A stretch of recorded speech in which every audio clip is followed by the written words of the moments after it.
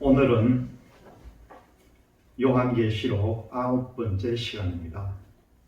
소아시아 7교회 중에 마지막 라오디게아 교회에 대한 말씀을 나눌까 합니다. 먼저 본문 말씀을 보겠습니다. 계시록 3장 14절에서 16절까지의 말씀입니다. 라오디게아 교회의 사자에게 편지하기를 아멘이시오. 충성되고 참된 증인이시오.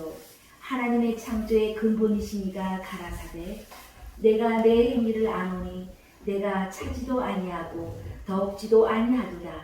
내가 차든지 더없든지 하기를 원하노라. 내가 이같이 미지근하여 더없지도 아니하고 차지도 아니하니 내 입에서 너를 토하여 내치리라. 이 라오디게아 교회 특징은 부자인데 차지도 덥지도 않아서 하나님의 입에서 토해내면 구원받을 수 없다는 뜻입니다. 소아시아 7교회가 올바르게 분별이 되면은 우리가 예수 믿고 구원받아 새로운 피조물이 되었다 할지라도 영원한 천국에 갈 수 있다는 말을요 함부로 할 수가 없는 거지요. 소아시아 7교회를 통해서 정답이 다 나오도록 되어 있다는 거죠. 먼저 말씀드렸던 사대교회는 살았다고 하는 이름은 가지고 있으나 죽은 교회로서 구원을 받지를 못했습니다. 그렇다고 그 교회가 거듭나지 못한 교회냐? 그렇지는 않다는 거죠. 거듭 태어난 교회라는 겁니다. 이 라오디게아 교회도 분명히 거듭 태어난 교회입니다.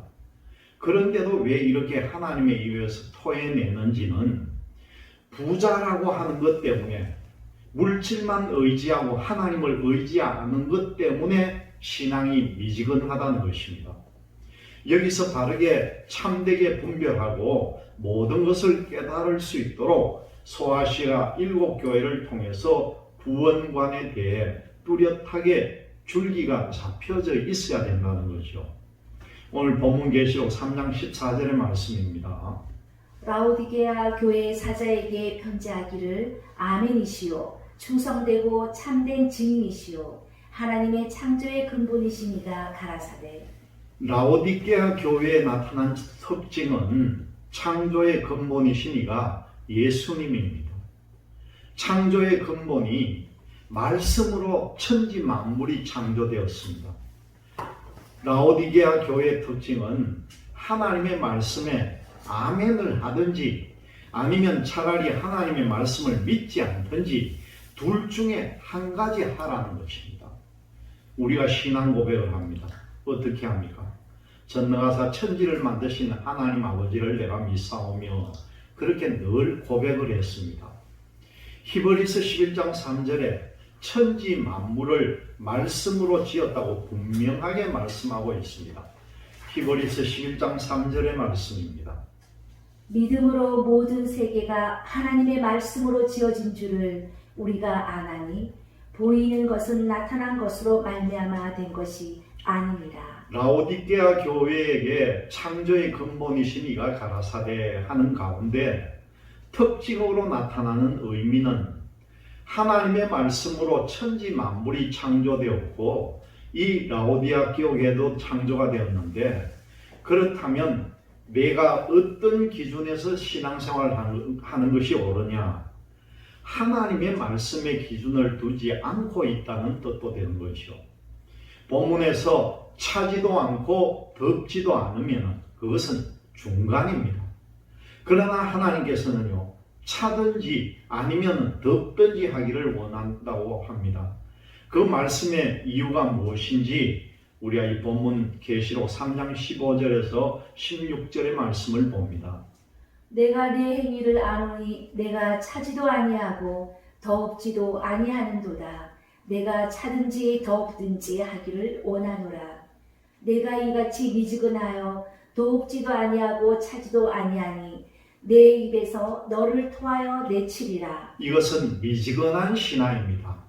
네가 네 행위를 아노니 네가 차지도 아니하고 더웁지도 아니하노니 내가 차든지 더웁든지 하기를 원하노라.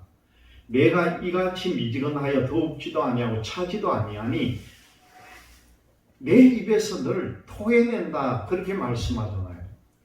베드로후서 2장 21절의 말씀입니다.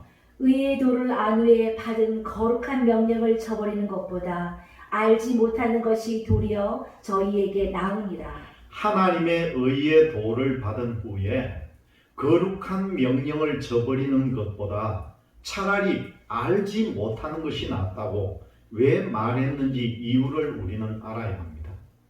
하나님의 뜻을 알고도 행치 않으면요 무슨 일이 벌어집니까? 매를 더 맞게 되어 있다는 거죠. 안 믿는 사람들은요 몰라서 안 믿고 예수를 믿는다 하면서도 하나님의 의의 도, 진리의 도를 알면서도 말씀을 지키지 않았으니 결과적으로 매를 더 맞는다는 것입니다. 누가복음 12장 47절에서 48절입니다. 주인의 뜻을 알고도 예비치 아니하고 그 뜻대로 행치 아니한 종은 많이 맞을 것이요 알지 못하고 맞을 일을 행한 종은 적게 맞으리라. 무릇 많이 맞은 자에게는 많이 찾을 것이요 많이 맡은 자에게는 많이 달라 할 것입니다. 의의 도를 안 뒤에 저버리는 것보다 차라리 의의 도를 전혀 모르는 사람들이 더 낫습니다.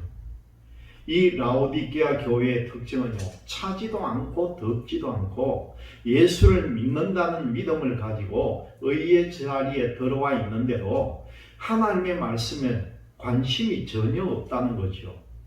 그렇게 되면은 오늘 본문 보면은 내 입에서 너를 토하여 내치리라. 입에서 토해낸다는 말은 무엇입니까? 성경을 다들 나름대로 주장하는 것이 있습니다. 그러나 성경에서 우리가 답을 한번 찾으면 더 정확합니다. 변론이 필요 없죠. 레위기 18장 24절에서 25절의 말씀입니다. 너희는 이 모든 일로 스스로 더럽히지 말라. 내가 너희의 앞에서 쫓아내는 족속들이 이 모든 일로 인하여 더러워졌고 그 땅도 더러워졌으므로 내가 그 악을 인하여 벌하고 그 땅도 스스로 그 거민을 토하여 내느니라. 토하여 냅니다. 토하여 내느니라 그렇게 말씀합니다.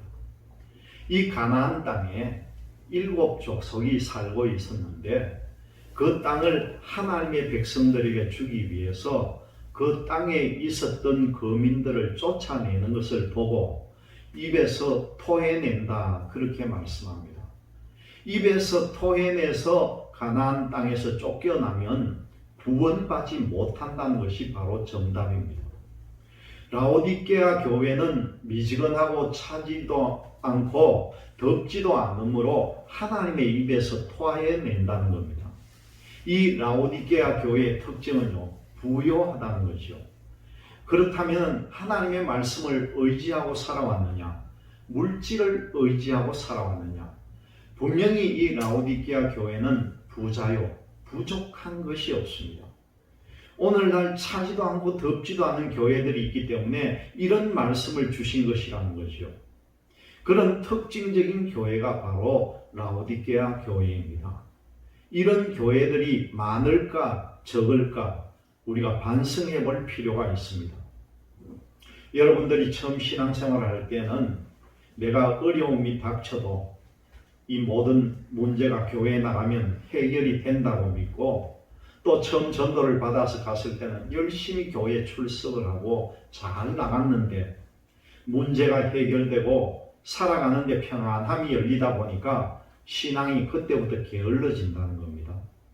그래서 처음 사랑을 다시 회복하라는 말씀이 에베소 교회부터 나온 말씀입니다.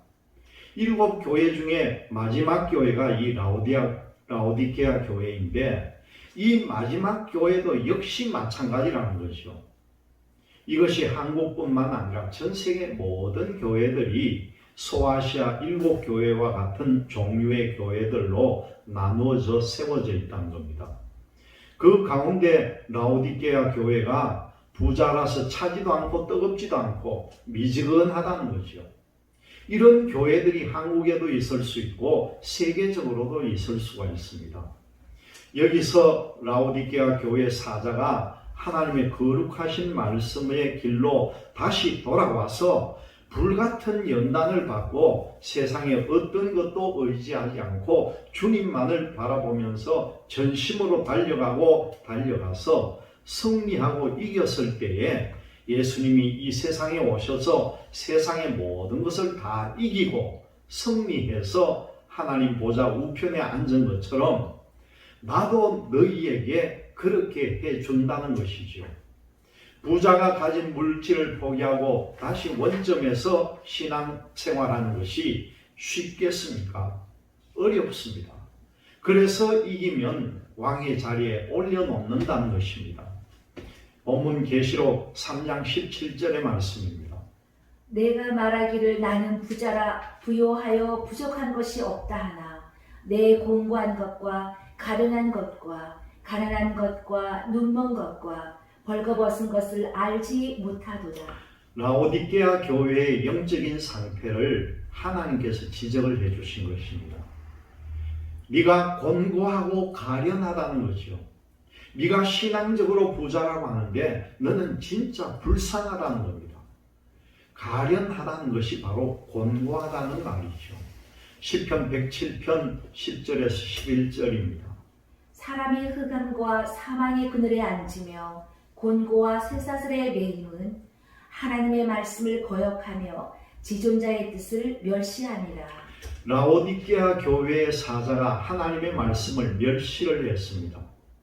그러면 자신에게 평강이 옵니까? 곤고함이 온다는 것이죠. 이 교회가 곤고하고 가련하다는 뜻은 네가 신앙생활하면서 천국 가는 줄 아는데 불쌍하다는 말입니다. 본문에 내 곤고한 것과 가련한 것과 가난한 것과 뭐가 가난하다는 것입니까? 물질은 부자인데 바로 믿음이 가난하다는 것이죠. 누가복음 18장 8절에 인자가 올 때 믿음을 보겠느냐 하신 말씀을 우리는 기억해야 합니다. 예수님이 재림할 때가 가까워 올수록 이 지구에 문명이 계속적으로 발전되기 때문에 이 문명을 의지하고 살아가는 비율이 더 높지 하늘에 계신 하나님을 의지하고 믿는 비율은 낮다는 이야기죠. 그 한 말씀이 우리에게 얼마나 경고인지 알아야 됩니다. 라오디게아 교회가 너는 가난하다. 사실은 믿음이 전혀 없다는 뜻입니다. 스무나 교회는 믿음이 있는 교회라고 하는데 그 말씀을 보겠습니다. 계시록 2장 8절과 9절의 말씀입니다. 서문화 교회의 사자에게 편지하기를 처음이요 나중이요 죽었다가 살아나신 이가 가라사대 내가 내 환난과 궁핍을 아노니 실상은 내가 부요한 자니라. 스무나 교회는 물질은 없어도 믿음이 부요합니다. 라오디게아 교회는 물질은 많으나 믿음이 가난합니다. 믿음이 부요한 자가 되시기를 바랍니다. 사람의 본능은 내가 물질은 의지하지 않는다 하면서도 통장에 물질이 애치되어 있으면 거기에 마음이 안 가는 것 같아도 이미 가 있다는 거예요. 이것이 바로 사람의 본능이라는 겁니다. 어쩔 수가 없습니다. 라오디게아 교회는 물질을 더 의지하고 하나님을 더 의지하지 않고 있다는 거죠. 이 본문 가운데 17절에 내 곤고한 것과 가련한 것과 가난한 것과 눈먼 것과 벌거벗은 것을 알지 못하도다. 눈이 멀었다는 것은 영안이 열리지 않았다는 것이죠. 성경을 보아도 그냥 흰 것은 종이요 검은 것은 글씨입니다. 누구나 다 볼 수 있는 것 같은데도 보는 사람에 따라서 하나님의 깊은 뜻을 발견하는 사람도 있고 수천 번을 보아도 발견하지 못하는 사람이 있습니다. 이 요한계시록을 읽는 자도 복이 있다는 말씀을 가지고 옛날에 그 북한 평양에서 성령 운동을 제일 먼저 일으키셨던 길선주 목사님이 요한계시록을 2만 번 이상을 읽어보았는데도 복 있는 것을 발견하지 못했다. 그렇게 고백을 한 것처럼 아무리 보아도 눈이 열리지 않으면요 보이지 않는다는 겁니다. 눈이 감겼다는 것과 눈이 어둡다는 것과 눈이 멀었다는 것은 내 육신의 눈은 떠 있지만은 영적인 눈이 감겨 있다는 것입니다. 오늘 우리 모두는 이 영안이 열리시기를 바랍니다. 예수님께서 복음을 전하러 오셔서 너희들이 본다고 하니 차라리 소경이 되었으면 죄가 없을 것인데 본다고 하니 죄가 더 있다 하시면서 눈으로 실질적으로 보고 있는 이 바리새인을 책망했던 말씀을 찾아보면 이해가 더 쉬울 것입니다. 요한복음 9장 39절에서 41절의 말씀입니다. 예수께서 가라사대 내가 심판하러 이 세상에 왔으니 보지 못하는 자들은 보게 하고 보는 자들은 소경되게 하려 함이라 하시니 바리새인 중에 예수와 함께 있던 자들이 이 말씀을 듣고 가로되 우리도 소경인가? 예수께서 가라사대 너희가 소경되었다면 죄가 없으려니와 본다고 하니 너희 죄가 그저 있느니라. 라오디게아 교회가 눈은 뜨고 있어도 봉사라는 겁니다. 신앙인들이 눈은 뜨고 있는데도 눈먼 신앙이 있습니다. 우리 속에는 영이 있는데 이 영 자체가 바로 하나님의 영입니다. 그 영이라는 심령의 영혼이 열려야 된다는 거지요. 성경 말씀을 볼 때마다 늘 사모하고 찾아보시는 분들은 늘 보았던 말씀인데도 그 말씀이 나에게 은혜가 되고 그 말씀이 나에게 살아서 나를 격동시키는 일들이 있듯이 마음의 문이 열리기 시작하면 성경이 보여지기 시작하는 겁니다. 많은 사람들이 동일하게 창세기부터 계시록 22장까지 다 보고 있는데도 보는 사람들마다 각도가 다 다르게 열린다는 거죠.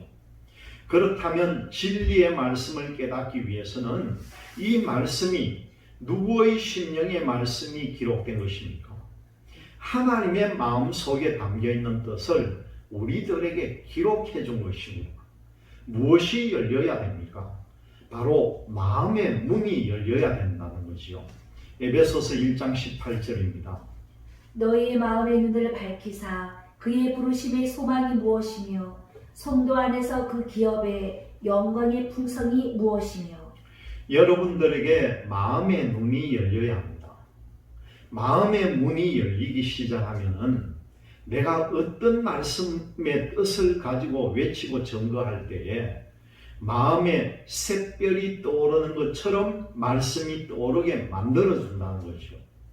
그러면 성령에 감동된 그대로 내가 하나님 앞에 쓰임받게 되고 그것이 살아서 운동력이 있어 움직인다는 거예요.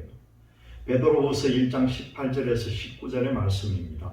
이 소리는 우리가 저와 함께 거룩한 산에 있을 때에 하늘로서 나옴을 들은 것이라. 또 우리에게 더 확실한 예언이 있어 어두운 데 비치는 등불과 같으니 날이 새어 샛별이 너희 마음에 떠오르기까지 너희가 이것을 주의하는 것이 가하니라. 샛별이 떠오르는 것을 비유한 것인데 하나님의 말씀이 떠올라야 됩니다.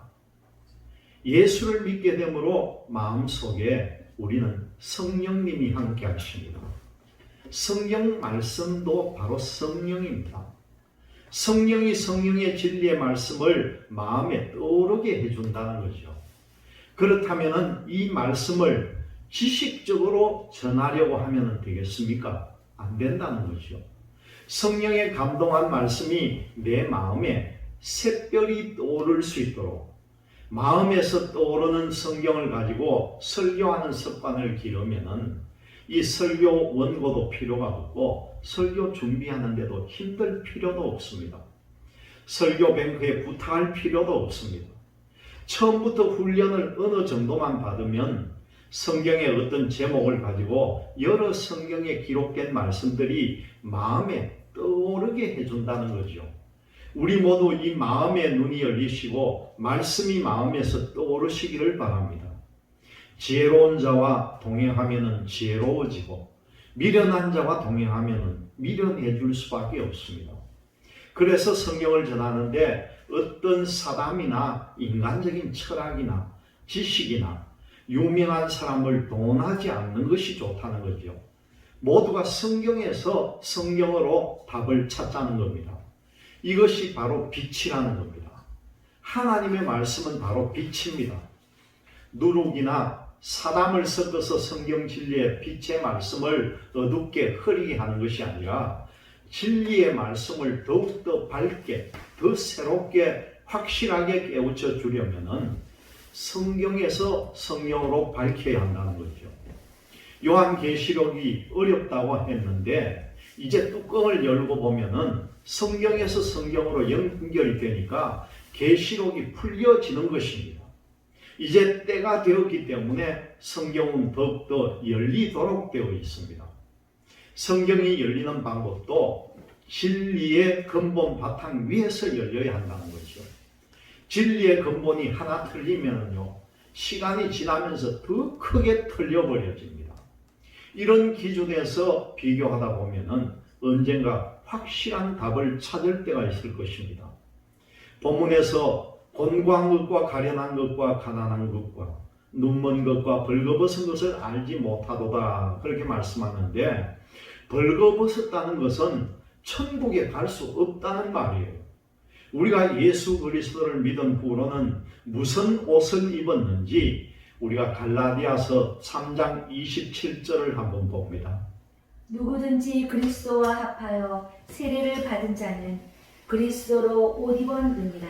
예수를 믿고 거듭 태어난 신앙인들은요, 그리스도의 옷을 입었습니다. 이 옷을 계시록에는 그리스도의 옷이다, 세마포 옷, 두루마기 옷, 흰옷, 이렇게 네 가지 옷은요 다 같이 같은 뜻을 가지고 있습니다. 구약에는 두루마기를 선지자들이 입고 다녔습니다. 사무엘 선지자가 겉옷을 입었다는 것이 바로 두루마기였다는 것이죠. 이 계시록에서도 두루마기를 입고는 있는데, 두루마기가 더러워졌기 때문에 그 두루마기를 빠는 자가 복이 있다는 것을 분명히 말씀해 주고 있습니다. 계시록 22장 14절의 말씀입니다. 그 두루마기를 빠는 자들은 복이 있으니 이는 저희가 생명나무에 나아가며 문들을 통하여 성에 들어갈 권세를 얻으려 함이로다. 두루마기를 입어도 더러우면 천국에 못 들어갑니다. 처음에 계시록을 전할 때 환난 전에 들림을 받는다, 아니다. 환난 후에 받는다, 아니다.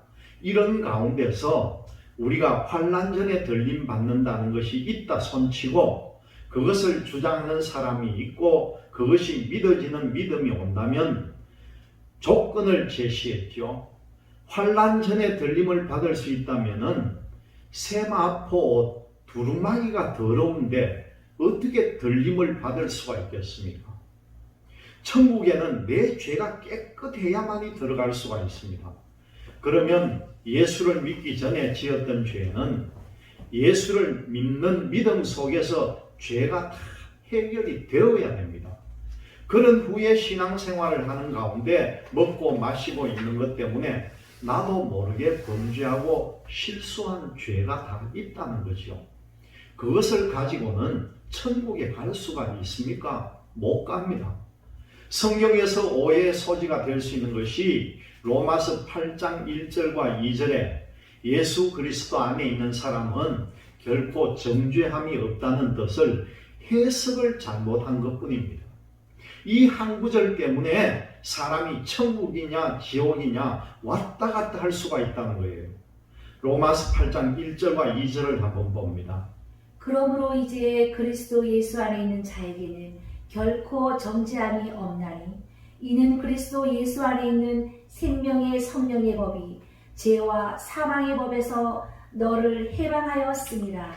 예수 그리스도 안에 있다는 것은 다 믿는 사람들입니다. 결코 정죄함이 없다는 것은 이 정죄라는 것이 뭡니까?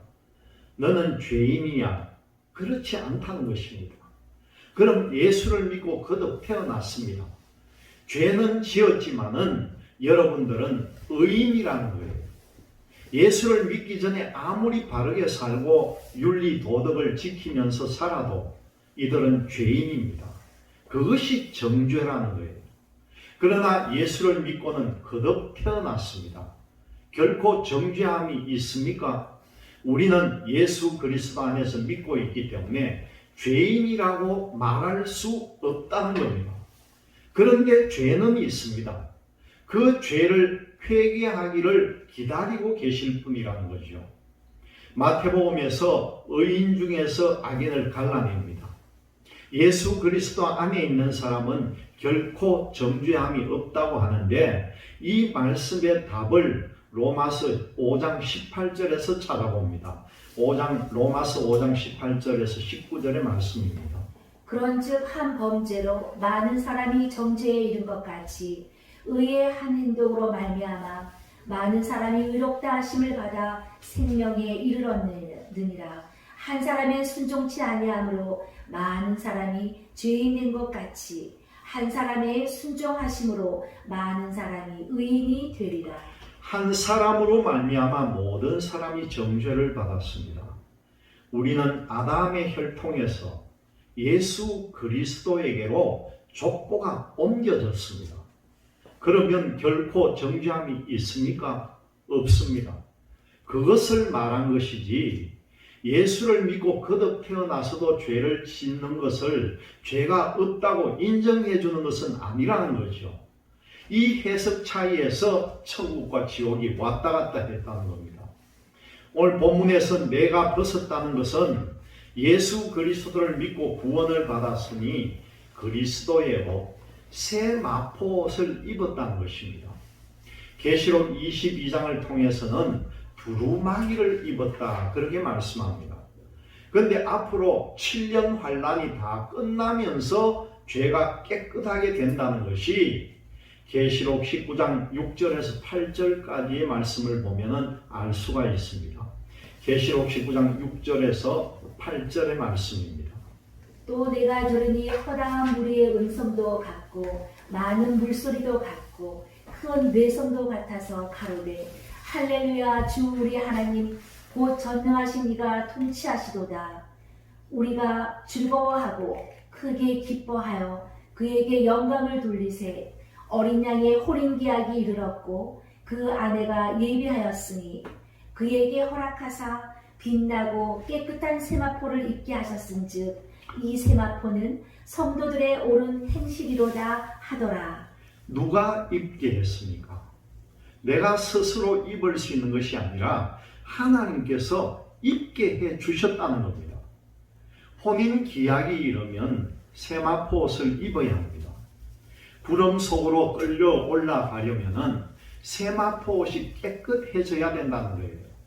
그런데 세마포 옷이 더러운 것을 가지고 환란전에 들림을 받는다는 것이 말이 되겠습니까? 계시록 22장 18절에 19절에 계시록 외에 다른 것을 더럽히거나 빼면은 생명책에서 지워버린다는 것입니다. 계시록을 전하면 두려움의 말씀도 있지만은 그 가운데 하나님의 사랑, 구원을 받을 수 있는 핵심을 바르게 알면은 전할 수가 있습니다. 계시록을 담대하게 전할 수 있는 무기가 무엇입니까? 계시록 1장 3절의 뜻을 깨달아서 그렇다는 겁니다. 이 말씀을 담대하게 전해지는 이유가 바로 거기입니다. 계시록을 읽는 자도 복이요, 듣는 자도 복이요, 그 가운데 지키는 자들이 복이 있다는 이 구절을 깨닫고 나니까 하나님께서 요한계시록을 전할 수 있는 담대함을 주셨다는 겁니다. 그 전에는 이 계시록 1장 3절을 잘 이해하지 못하고 계시록의 난제들만 풀어보려고 예를 썼습니다. 계시록을 점거해도 계시록의 말씀 가운데 성도들이 구원받는 것이 가장 중요합니다. 아무리 난제를 잘 풀었다 할지라도 성도들을 구원시킬 수 있는 하나님의 말씀은 그 뜻을 발견하지 못하면 헛것이라는 거죠. 성경 말씀에서는 환난 후에 예수 그리스도께서 공중에 나타나실 뿐만 아니라 환난 전에 들림받는다는 말씀은요, 성경 어디에도 없습니다. 인간의 생각으로는 이 지구에 멸망이 닥치는데 핵무기가 터지면은 이 지구에 살아남을 수 없으니까 환란 전에 들림을 받아야 된다. 그리고 많은 핍박과 어려움이 닥치면 성도들이 고난과 고통을 받아야 되니까 모두가 환란 전에 들림 받아서 공중에서 7년 동안 잔치한다. 이렇게 주장하는 분들이 많다는 겁니다. 그러나 분명히 아셔야 될 것은 그것이 아니라는 거예요. 라오디게아 교회가 벌거벗었다는 것은 수치가 드러난 것입니다. 그러면 이 드러난 수치를 해결하려면 어떻게 해야 됩니까? 다시 그리스도의 옷을 빨아 입어야 된다는 거예요. 스바냐 2장 1절의 말씀입니다. 수치를 모르는 백성아 모일지어다 모일지어다. 벌거벗었으면 수치가 드러납니다. 육적인 옷은 입고 있지만은 영적으로는 벌거벗었으니 결국 라오디게아 교회는 눈이 멀었고 가련하다는 거예요. 너는 구원을 받을 수가 없다는 겁니다. 내 입에서 너를 토해내겠다는 겁니다. 라오디게아 교회가 구원에 이룰 수 없는 것을 분명히 제시를 했습니다. 본문 계시록 3장 18절의 말씀을 봅니다. 내가 너를 고나노니 계속해서 읽어보세요. 내게서 불로 연단한 금을 사서 부유하게 하고 흰 옷을 사서 입어 벌거벗은 수치를 보이지 않게 하고 안약을 사서 눈에 발라보게 하라. 18절부터 문 밖에서 문을 두드린다는 것은 무조건 예수님이 우리들에게 마음의 문을 두드린다고 생각하고 있는데 어떤 조건을 제시하면서 문을 두드립니까? 그 조건을 너희가 수용할 수 있겠느냐는 거죠. 이런 가운데서 문을 두드립니다. 라오디게아 교회에게 뭐라고 말씀합니까? 내가 너를 권하노니 내게서 불로 연단한 금을 사서 부유하게 하고, 여기에서 권한다는 말은요, 너는 물질 가진 것을 포기하고 나와 함께 불같이 연단을 통해서 새롭게 신앙을 출발할 수 있겠느냐 하고 문을 두드리는 겁니다. 여러분들은 그렇게 하실 수가 있겠습니까? 디모데전서 6장 17절과 19절의 말씀입니다. 내가 이 세대의 부한 자들을 명하여 마음을 높이지 말고 정함이 없는 재물에 소망을 두지 말고 오직 우리에게 모든 것을 후히 주사 누리게 하시는 하나님께 두며 선한 일을 행하고 선한 사업에 부하고 나눠주기를 좋아하며 동정하는 자가 되게 하라. 이것이 장래에 자기를 위하여 좋은 터를 쌓아 참된 생명을 취하는 것이니라. 이 라오디게아 교회는 물질이 많습니다. 라오디게아 교회야, 너 물질에 소망을 두지 말고 불같은 연단을 통해서 나와 함께 할 수 있겠느냐는 말입니다. 베드로전서의 말씀을 보면은 물질이 없어 여러 가지 시련과 고난과 고통을 받을 수가 있습니까? 없습니까? 있다는 거죠. 베드로전서 1장 6절에서 7절의 말씀입니다. 그러므로 너희가 이제 여러 가지 시험을 인하여 잠깐 근심하게 되지 않을 수 없었으나 오히려 크게 기뻐하도다. 너희 믿음의 시련이 불로 연단하여도 없어질 금보다 더 귀하여 예수 그리스도의 나타나실 때에 칭찬과 영광과 존귀를 얻게 하려 함이라. 물질을 의지하지 않고 불같은 연단을 통하려면은 여러 가지 많은 시련과 어려움을 겪게 됩니다. 그러면서 믿음이 자랍니다. 우리가 예수를 처음 믿었을 때에 스머나 교회처럼 믿음이 좋아졌다가 내가 생활이 안정이 되고 보니까 믿음이 쫄아들었다는 거죠. 그래서 처음 시작으로 다시 돌아가면서 내가 너희에게 권하노니 불로 연단한 금을 사서 부요하게 할 수 있겠느냐, 그렇게 권한다는 거예요. 이 말씀은 누구에게나 다 해당이 됩니다. 재물을 의지하지 말고 하나님과 1대1로 세상에 아무것도 의지할 곳이 없을 때에 하나님의 성령의 영은 더욱더 강권적으로 역사하게 됩니다. 교회도요, 교회가 부요하면 목사님은 자연히 힘이 생깁니다. 그것이 다 목사님의 심정은 같을 겁니다. 그때 성도가 없었을 때에 하나님 앞에 매달려서 하나님 성도를 좀 붙여주세요. 저에게 능력 주셔서 많은 사람들이 병을 고치러 오도록 또 만들어주세요. 이렇게 기도하면서 한 사람의 성도라도 귀하게 여기는 것이 바로 목자들의 심정입니다. 그런데 성도들이 많아지고 재정이 풍부해지면은 하나님을 잘 의지합니까? 성도들을 의지합니까? 나쁜 말로 하면은 성도들이 밥그릇 숫자를 센다고 그렇게 말합니다. 11조가 많아지면 세상의 물질을 더 의지한다는 거죠. 오늘날 이것 때문에 문제가 생기는 겁니다. 마지막 때의 교회들이 퇴보하는 것이 유럽도 마찬가지고 미주 지역도 마찬가지고 지금 선교 136년을 맞이하고 있는 우리나라도 역시 처음 신앙은 너무 좋았는데 시대가 계속 변함으로 말미암아 신앙생활이 퇴보를 하고 있다는 거죠. 잠깐의 고통 받는 것을 감수하기를 좋아하지 않고 편하게 신앙하려는 것이 사람의 심리입니다. 우리가 육체의 고난과 고통을 받으면 결과적으로 이 라오디게아 교회가 벌거벗었던 옷이 새롭게 단장이 되면서 세마포 옷을 갖추게 된다는 사실입니다. 베드로전서 4장 1절의 말씀입니다.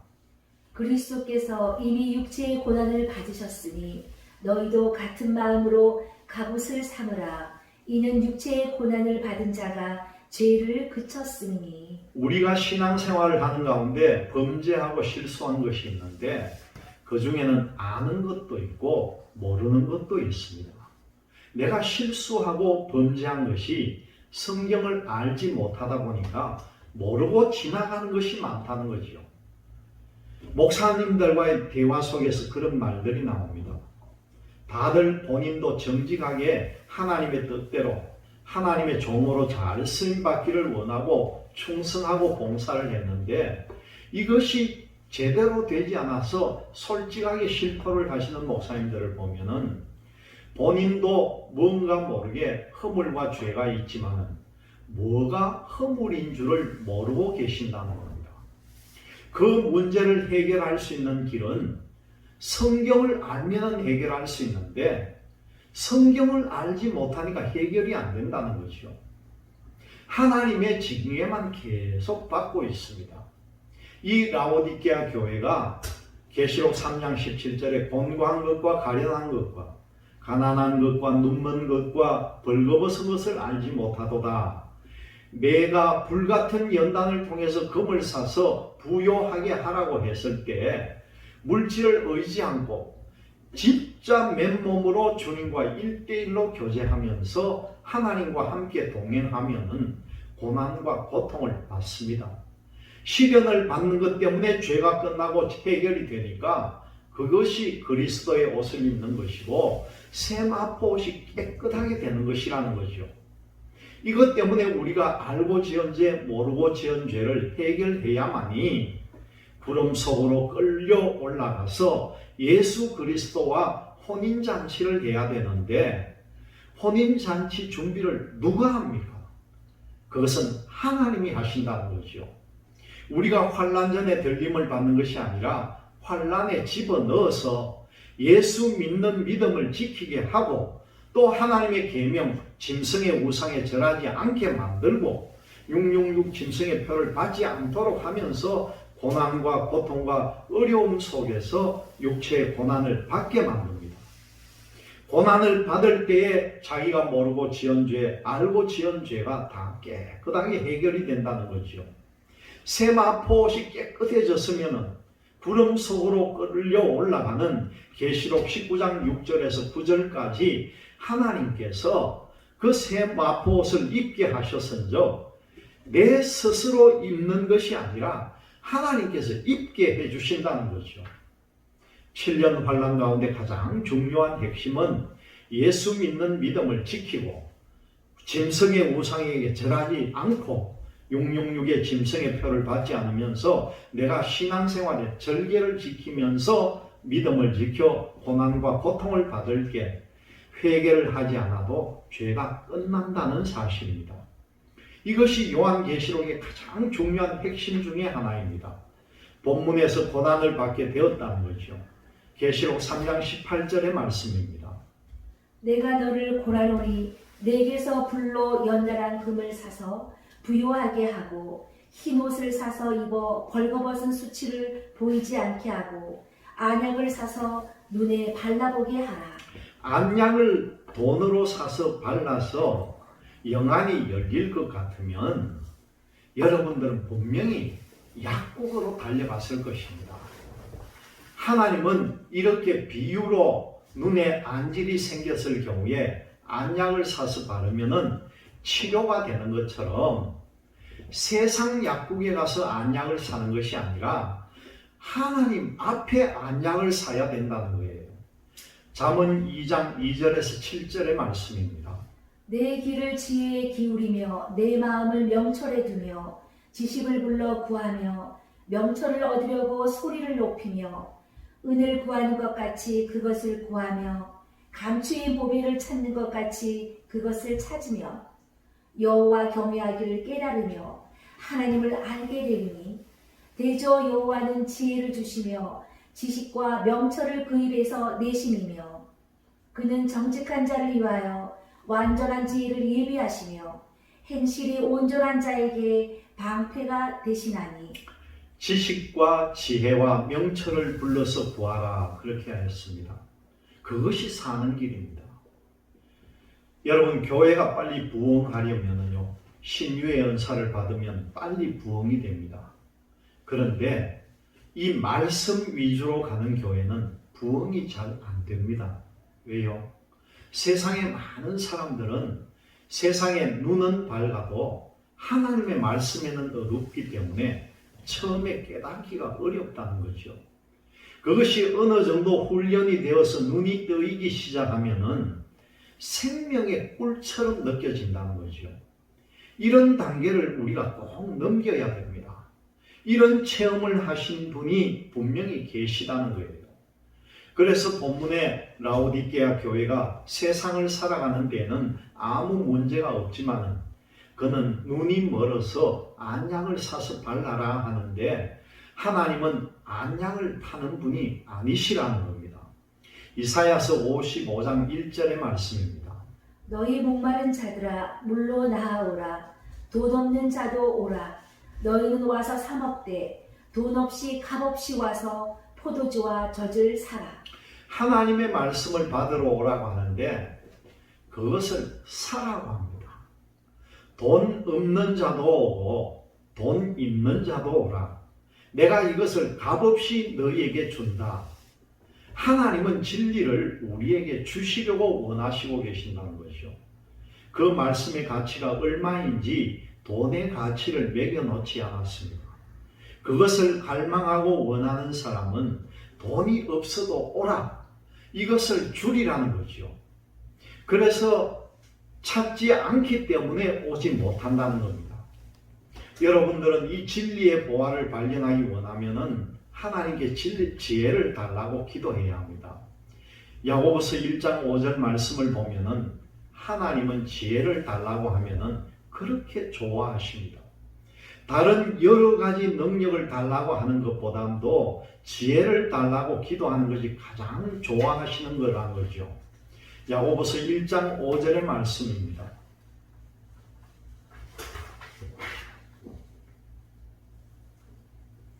너희 중에 누구든지 지혜가 부족하거든 모든 사람에게 후히 주시고 꾸짖지 아니하시는 하나님께 구하라. 그리하면 주시리라. 여러분 우리는 주일마다 하나님 앞에 늘 소원의 예물을 드립니다. 하나님 나는 주의 종입니다.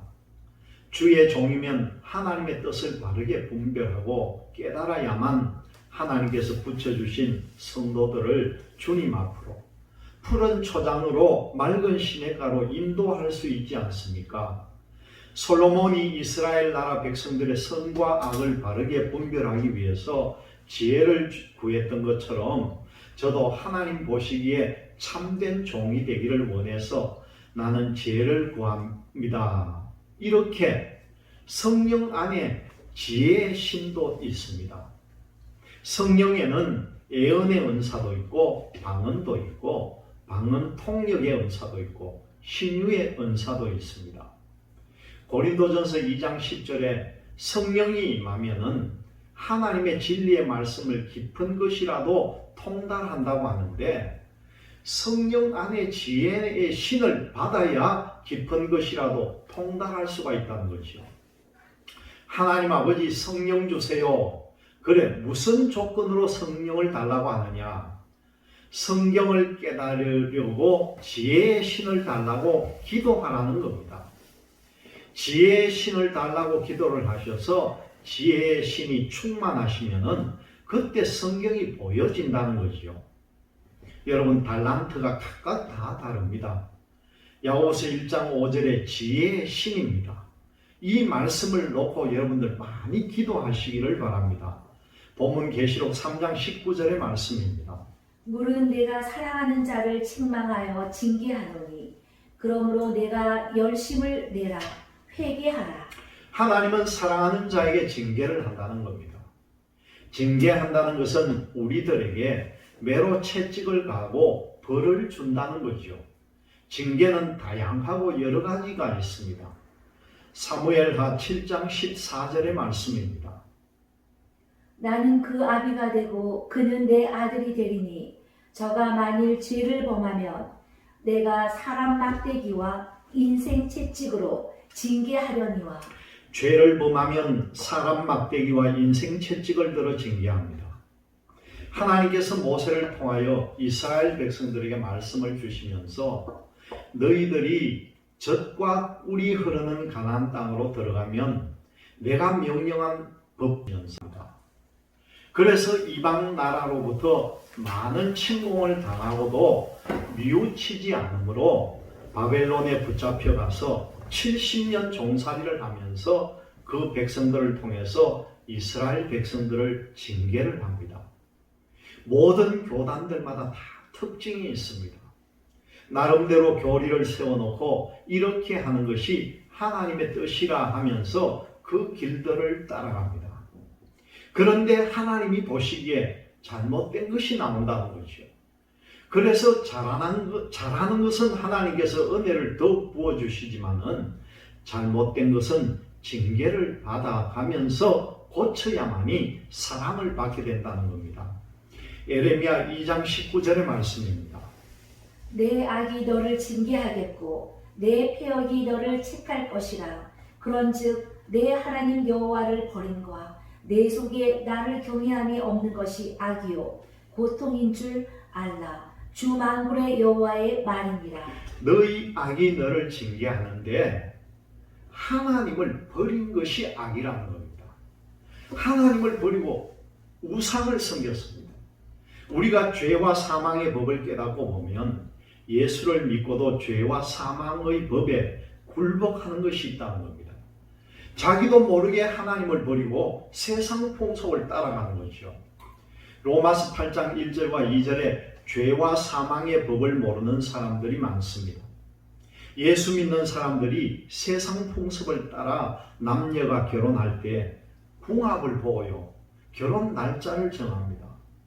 그런 일을 행하고도 하나님의 뜻대로 바르게 살아가는 줄로 생각하는 사람들이 많다는 거죠. 빨리 하나님 앞에 무릎 꿇고 회개하시기를 바랍니다. 그러면 징계를 받지 않습니다. 자신의 죄 때문에 징계를 받는다는 거죠. 이스라엘 역사를 보면은 하나님을 등진 것 때문에 아수르, 바벨론, 로마 등 강대국 속에 속국이 되어서 많은 고통과 고난을 받으면서 그들 나라에 조공을 바쳤습니다. 이런 것이 징계라는 겁니다. 욥기 33장 19절의 말씀입니다. 혹시는 사람이 동상의 고통과 뼈가 늘쑤심의 징계를 받나니. 어떤 사람들이요, 목사님에게 와가지고 목사님, 저는 온몸에 뼈가 쑤시고 아픈데 기도 좀 해주세요 하고 기도 요청을 받는데, 이 징계가 끝나면 해결이 되는 것이 있습니다.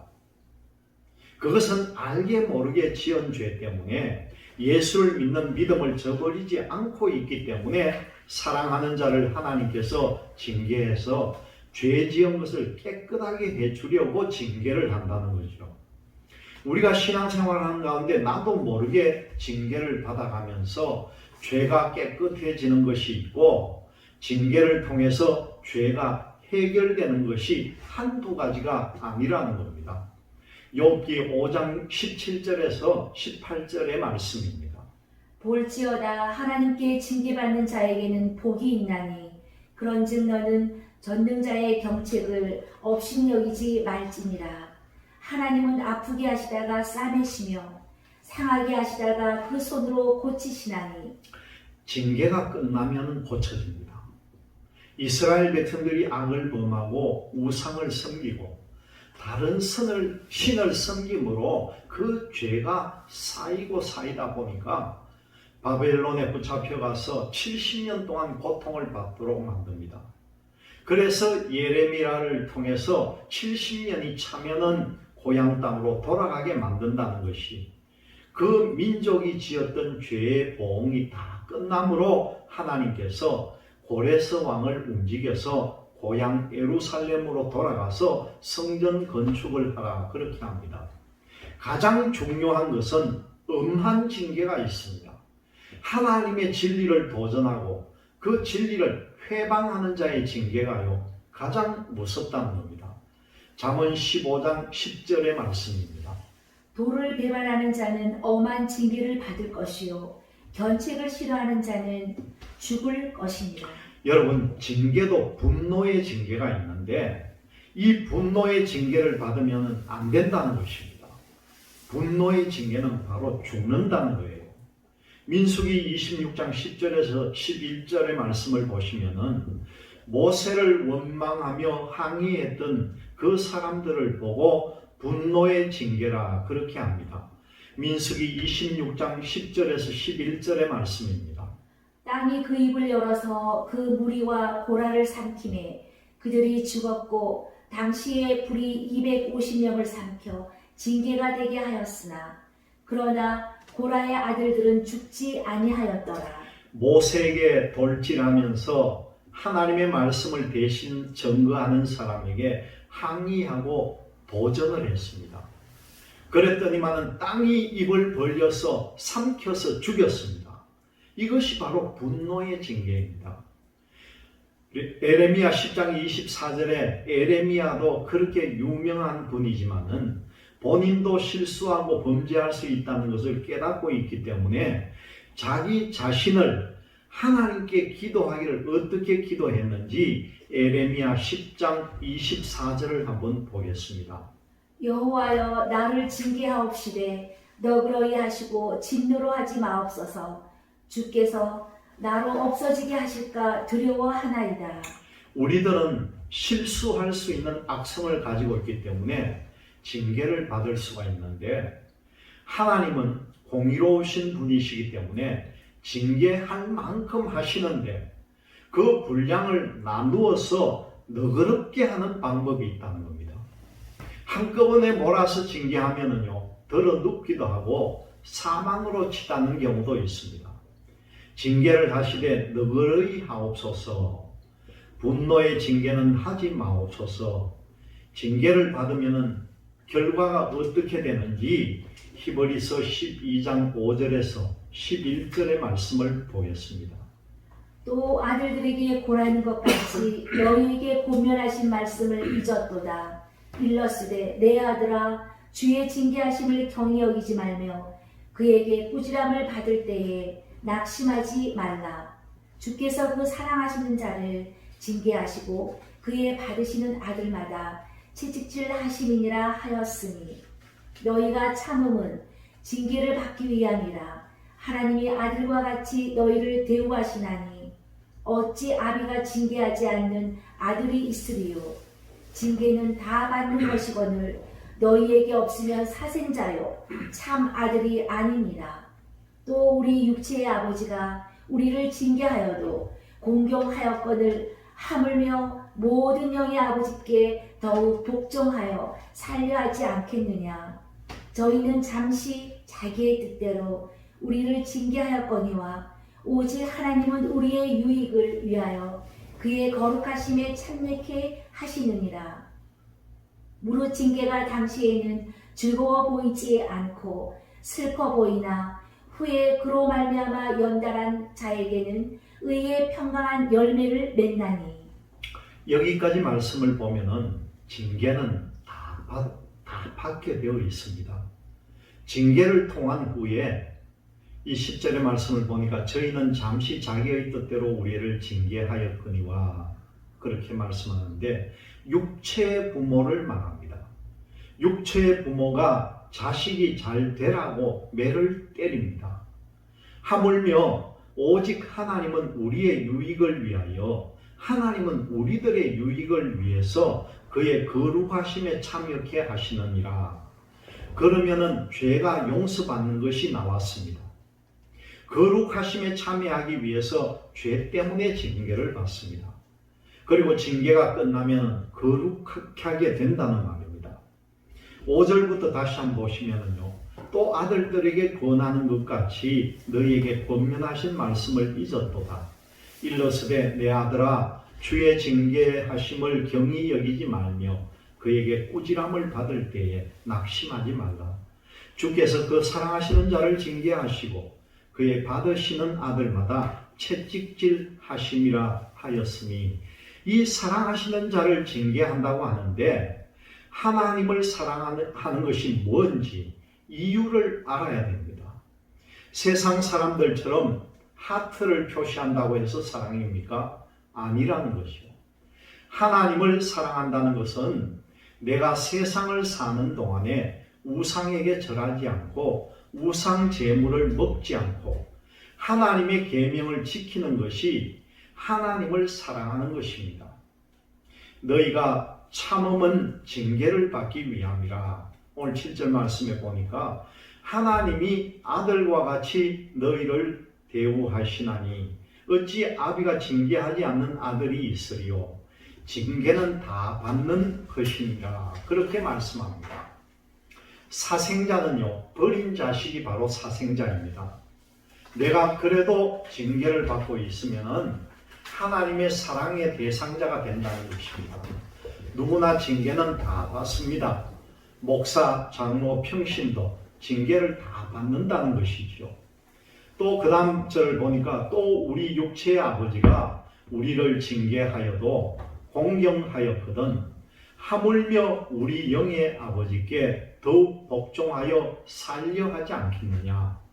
육체의 아버지가 자식을 징계해도 자식이 부모를 공경합니다. 그러면 모든 영의 하나님 앞에 우리도 어떻게 한다는 것입니까? 10절의 말씀을 보니까 저희는 잠시 자기의 뜻대로 우리를 징계하였거니와 저희라는 대상은 바로 육신의 아버지입니다. 육신의 아버지는 자식이 잘 되어야만 자식을 통해서요 노후가 해결이 되는 것이죠. 오직 하나님은 우리의 유익을 위하여 그의 거룩하심에 참여케 하시느니라. 하나님이 우리들을 징계하시는 이유는 거룩하게 만들기 위해서 징계했다는 것입니다. 이 라오디게아 교회가 불같은 연단을 받으면서 자기가 행한 죄의 대가를 징계를 통해서 해결을 합니다. 그래서 우리가 복음을 전할 때에 지금은 누구에게도 방해를 받지 않고 평탄하게 복음을 전하고 있습니다. 그러나 공산주의 세계, 정말 미얀마나 중국 등 핍박하는 곳에 가서 복음을 한번 전해보세요. 얼마나 어려운지 모릅니다. 어려울 때일수록 내가 고난과 고통을 받게 되어 있습니다. 그럴 때 나도 모르게 그 속에서 죄가 해결이 된다는 사실입니다. 고통에서 내 죄가 해결하고 거룩하게 되는 거죠. 그래서 훌륭했다는 목사님들 한번 보세요. 그 마지막 천국 가시기 전에 임종을 할 때도 많은 고통을 받으면서 이 세상을 마치는 것을 우리가 볼 수가 있었습니다. 마가복음 7장 20절에서 23절의 말씀을 한번 보겠습니다. 또 가라사대 사람에게서 나오는 그것이 사람을 더럽게 하느니라. 속에서 곧 사람의 마음에서 나오는 것은 악한 생각, 곧 음란과 도적질과 살인과 간음과 탐욕과 악독과 속임과 음탕과 흘기는 눈과 해방과 교만과 강팽이. 여기에 나오는 광패라는 것은 상소리 욕을 한다는 거예요. 어떤 목사님은 여기에 걸려가지고 친근감을 가지기 위해서 성도들의 욕을 했는데 이것이 하나님 보기에 걸린 것입니다. 그분이 회개했겠습니까? 몰랐을 것입니다. 이렇게 하나님의 진리의 말씀을 알면은 이런 실수를 할 필요가 없다는 겁니다. 어떤 목사님들이 TV에 나와서 웃기는 말씀도 하시는데 마음의 문을 열기 위해서 웃기는 것은 좋습니다. 그런데 이 광패와 같이 욕을 하면서 하나님의 거룩한 말씀을 입에 담아서 전하다 보면은 본인은 한편으로는 좋은 일 하는 것지만은 한편으로는 자기 자신을 더럽게 하는 일을 하고 있다는 것을 알아야 합니다. 그분들이 이런 것을 알았다면은 그런 말을 했겠습니까? 우리가 이런 말씀을 이제 깨달았으니까 이제부터 하나 둘씩 우리가 뭘 어떻게 해서 징계를 받는지를 깨달아야 된다는 거죠. 이 라오디게아 교회는 지금 사랑하는 자를 위해서 징계한다 그렇게 했습니다. 그렇다면 죄가 깨끗하게 해결되었다는 뜻입니까? 오늘 본문 계시록 3장 19절에서 20절의 말씀입니다. 물은 내가 사랑하는 자를 책망하여 징계하노니 그러므로 내가 열심을 내라 회개하라. 볼지어다 내가 문 밖에 서서 두드리노니 누구든지 내 음성을 듣고 문을 열면 내가 그에게로 들어가 그로 더불어 먹고 그는 나로 더불어 먹으리라. 문 밖에서 문을 두드리는데 무슨 뜻을 가지고 두드립니까? 너 부자지.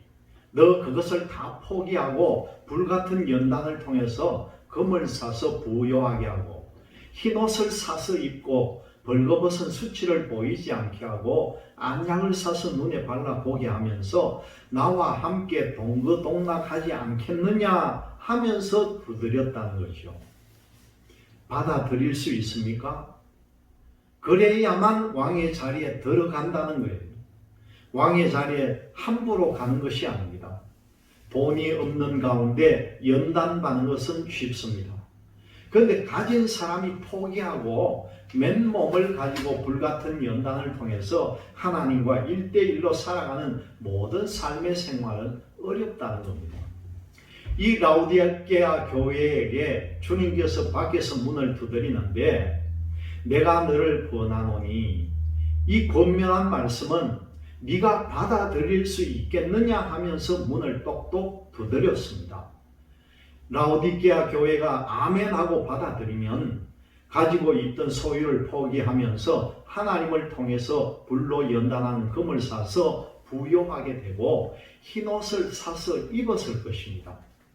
그러면 그 사람이 거룩한 사람이 되고 흠과 티가 없는 사람이 되고 세상을 이길 수가 있고 물질을 이길 수도 있습니다. 세상 권력자들을 이길 수가 있다는 거지요. 예수님은 세상을 의지하지 않습니다. 밤이면 감람산에 가서 주무셨습니다. 그리고 아침 새벽이 되면은 누구에게 북을 했습니까? 그 감람나무 열매를 따서 예수님은 잡수셨다는 거죠. 하나님이 창조하신 것으로 스스로 취하셨다는 겁니다. 세상 권세를 이겼습니다.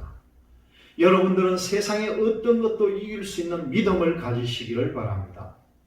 라오디게아 교회가 물질이 부요한 교회였는데 차지도 덥지도 않고 미지근한 신앙이라서 하나님의 입에서 토해내는 것을 내가 너희를 권면할 테니 이 말씀을 네가 받아들이겠느냐 하고 문을 두드리는 것입니다. 그리고 받아들였다는 것이죠. 본문 계시록 3장 21절에서 22절의 말씀을 계속 보겠습니다.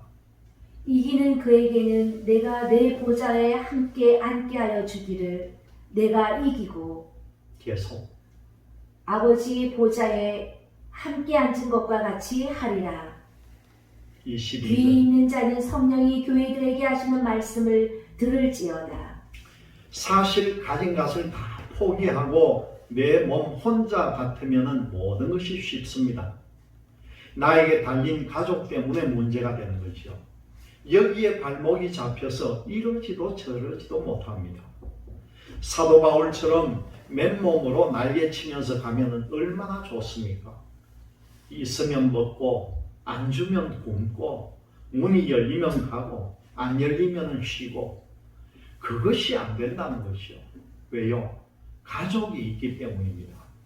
이런 것들을 초월할 수 있는 자리에 가면은 이 자리로 가려면은 어떤 자리에 들어갑니까? 왕의 자리에 간다는 거죠. 하늘나라 왕의 자리에 들어가는 것이 쉽지 않다는 것입니다. 이제 마지막으로 마태복음 19장 27절에서 28절의 말씀을 한번 봅니다.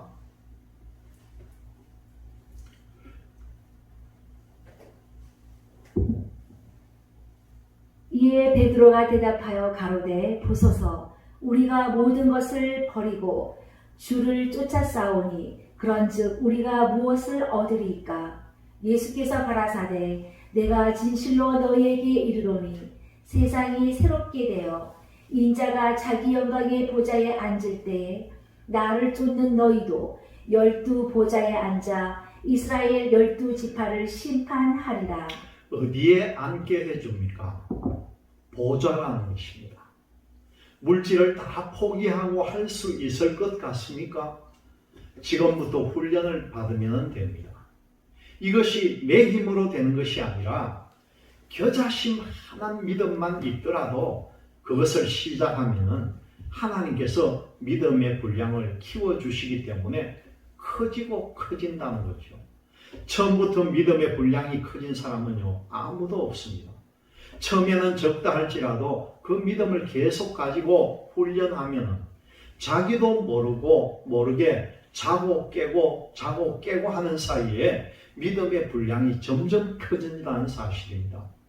그래서 얼마 남지 않은 세상 속에 여러분들은 이 라오디게아 교회처럼 그렇게 부요하지는 않아도 인자가 올 때에 믿음을 보겠느냐 했던 것처럼 모두가 믿음의 부자가 되시기를 주님의 이름으로 기원 드립니다.